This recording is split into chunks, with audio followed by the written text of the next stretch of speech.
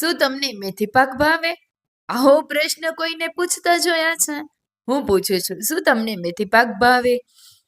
જો આવો મેથી પાક બનાવશો ને તો બધા માંગી માંગીને ખાશે. હેલો ફ્રેન્ડ્સ, જય શ્રી કૃષ્ણ. સ્વાગત છે તમારું મારા રસોડામાં. આજે આપણે બનાવવાના છીએ ગુજરાતીઓના ફેવરિટ, દરેક ગુજરાતીના ઘરમાં બનતો જ હશે, મેથી પાક બનાવવાના છીએ. હા ફ્રેન્ડ્સ, સાચું સાંભળ્યું છે, મેથી પાક બનાવવાના છીએ. જો તમને મારી રેસિપી જોવી ગમતી હોય તો આપણી ચેનલને જરૂરથી સબસ્ક્રાઇબ કરી દેજો. બાજુમાં આપેલું બેલ આઇકન જરૂરથી પ્રેસ કરજો નવા વિડીયોની નોટિફિકેશન મેળવવા માટે. તમે જોઈ શકો છો આપણે મેથી પાક બનાવવાની તૈયારી કરી લીધી છે. બધી જ સામગ્રીનું લિસ્ટ હું તમને ડિસ્ક્રિપ્શનમાં આપી દઈશ, જેથી તમને સરળતાથી મળી જાય. ચાલો મેથી પાક બનાવવાનું શરૂ કરીએ. સૌથી પહેલા અહીંયા મેં મેથીને દૂધમાં પલાળીને રાખેલી છે. તમે 2 થી 3 કલાક સુધી મેથીને દૂધમાં પલાળી અને રાખી શકો છો. પાણીમાં પણ પલાળી શકાય, પણ દૂધમાં પલાળશો તો ખૂબ સરસ સ્વાદ આવશે. આ રીતે હવે મિક્સર જારમાં આપણે મેથી અને દૂધને લઈ લેશું અને સરસ રીતે એકદમ ઝીણું થાય એવું આપણે પીસીને તૈયાર કરવું છે.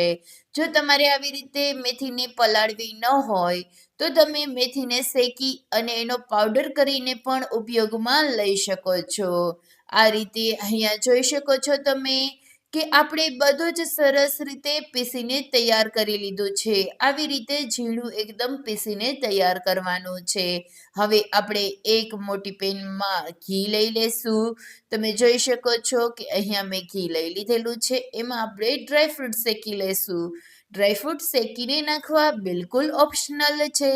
જો તમારે એમ જ નાખવા હોય તો પણ નાખી શકાય, પરંતુ જો તમે આ રીતે શેકીને નાખશો તો એનો સ્વાદ ઘણો જ સારો આવશે. તો જરૂરથી ટ્રાય કરવા. હવે ડ્રાયફ્રૂટ્સ શેકાઈ ગયા છે તો આપણે એક વાસણમાં કાઢી લઈશું અને જે ઘી છે એમાં જ હવે આપણે મેથી પલાળીને રાખેલી છે, પીસીને રાખેલી છે, એ મેથી ઉમેરી દઈશું અને શેકી લેશું. અહીંયા ખાસ ધ્યાન રાખવાનું છે, સ્લો ફ્લેમની ગેસ પર જ તમારે મેથી શેકવાની છે. બાકી જો તમે હાઈ ફ્લેમ પર મેથી શેકશો તો એ મેથી કડક થઈ જશે ને એનો સ્વાદ સારો નહીં આવે. આ રીતે સ્લો ગેસની ફ્લેમ પર ચલાવતા રહી અને શેકવાની છે, જોજો વાસણમાં ચીપકી ન જાય. આ રીતે તમારે ગોલ્ડન બ્રાઉન થાય એટલી સરસ રીતે શેકીને તૈયાર કરવાની છે. આપણી મેથી પણ શેકાઈ ગઈ છે. એક વાસણમાં કાઢી લઈશું. આ રીતે તમે જોઈ શકો છો કે એક વાસણમાં આપણે મેથી અને ડ્રાયફ્રૂટ્સ કાઢી લીધા છે. હવે આપણે લોટ લઈ લઈશું. મેં અહીંયા ઘઉંનો જે કરકરો લોટ આવે છે એ કરકરો લોટ લીધેલો છે. મેં એક મોટો વાટકો ભરીને લીધેલો છે. તમારે જે રીતે બનાવવું હોય એ રીતે બનાવી શકાય. એમાં આપણે ઘી ઉમેરી દઈશું. ઘીનું પ્રમાણ થોડું વધારે જાય છે તો ધ્યાનથી ઉમેરવું. થોડું થોડું માપસર કરી ચલાવતા જઈ અને ઉમેરતા જવું. અહીંયા ખાસ ધ્યાન રાખજો કે લોટ સરસ રીતે શેકાઈને તૈયાર થાય એટલે આપણે અહીંયા હળદર ઉમેરીશું. હળદર ઉમેરવી બિલકુલ ઓપ્શનલ છે. કલર સરસ આવે છે અને હેલ્ધી પણ છે, એટલા માટે મેં અહીંયા હળદર ઉમેરેલી છે. જો તમારે સ્કીપ કરવી હોય તો તમે આરામથી કરી શકો છો, ટેસ્ટમાં કોઈ ફેર નહીં પડે. ત્યારબાદ બરાબર રીતે લોટ શેકાઈ જાય એટલે આપણે એમાં ગુંદ ઉમેરીશું. જો તમારે ગુંદ આવી રીતે ન ઉમેરવો હોય તો જ્યારે આપણે ડ્રાયફ્રૂટ શેકા ને ત્યારે જ તમે ગુંદ પણ શેકી શકો છો. પણ મને આ ઇઝી લાગે છે કે લોટની સાથે સાથે ગુંદ પણ શેકાઈ જાય, એટલા માટે બંને સાથે આવી રીતે ઉમેરી દઉં છું. જો તમારે આ રીતે ન કરવું હોય તો તમે ગુંદ પહેલાંથી પણ શેકીને રાખી શકો છો અને થોડો ક્રશ કરીને ઉમેરી શકો છો. મેં અહીંયા સાબુત આવી રીતે જ ઉમેરેલો છે. મને આ સારો લાગે છે, એનો ટેસ્ટ સારો આવે છે એટલા માટે. જો તમારે એને ક્રશ કરીને ઉમેરવું હોય તો પણ તમે આરામથી ઉમેરી શકો. આ રીતે થોડો થોડો ગુંદ ઉમેરતા ચલાવતા જવાનું છે અને બધું શેકી લેવાનું છે. ગુંદ શેકાઈ ગયો છે તો હવે આપણે એમાં મેથીનું જે મિશ્રણ તૈયાર કરીને રાખેલું છે શેકીને, એ મિશ્રણ એમાં ઉમેરી દઈશું.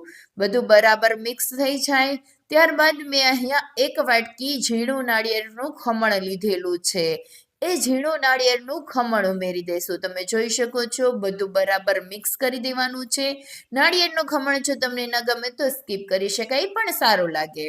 હવે સੌંઠ પાવડર ઉમેરી દેશું. મેં અહીંયા 2 મોટી ચમચી સੌંઠનો પાવડર લીધેલો છે, એ ઉમેરી દેશું. અને ત્યારબાદ કાળા મરીનો ભૂકો ઉમેરી દેશું. અડધી ચમચી જેટલો કાળા મરીનો ભૂકો ઉમેરેલો છે. અને હવે આપણે વલિયારી પાવડર ઉમેરી દેશું.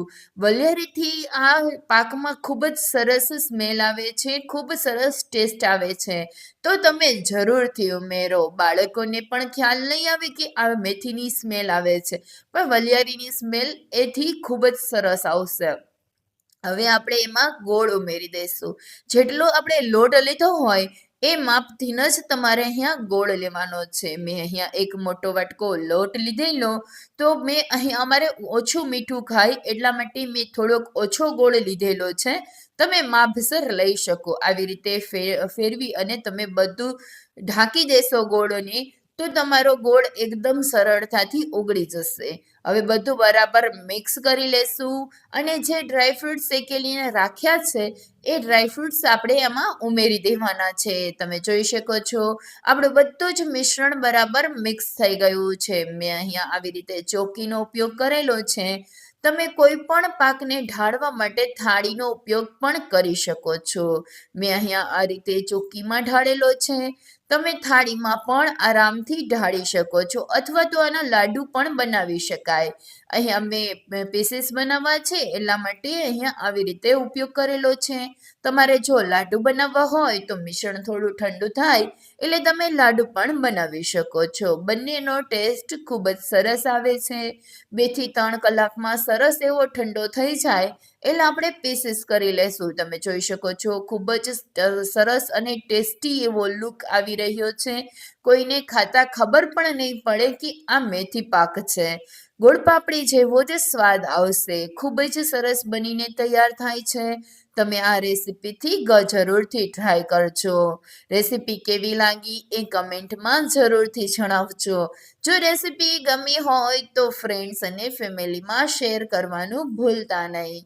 અને આપણી ચેનલ પર પ્રથમ વખત મુલાકાત લઈ રહ્યા હોય તો ચેનલને સબસ્ક્રાઇબ કરવાનું ભૂલતા નહીં.